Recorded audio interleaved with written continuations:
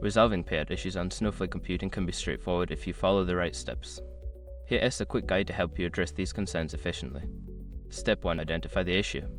Before filing a refund or dispute, use the shrc.com link in the description to open the refund dispute deadline calculator and confirm your deadline. Step 2. Check account settings. Review your account settings to ensure that all payment information is accurate and up to date.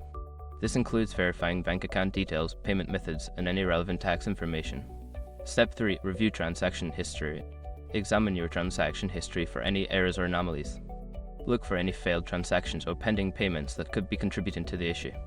This will give you insight into what might be wrong. Step 4. Contact support. If you cannot resolve the issue on your own, reach out to Snowflake's customer support. Provide them with detailed information about your issue, including any relevant transaction ID and screenshots if necessary. Step 5. Follow up. After contacting support, make sure to follow up if you do not receive a timely response. Keeping communication open will help expedite the resolution process and ensure that your payout issues are addressed. By following these steps, you should be able to resolve payout issues on Snowflake computing efficiently. Remember to keep your information updated and maintain open lines of communication with support for future concerns.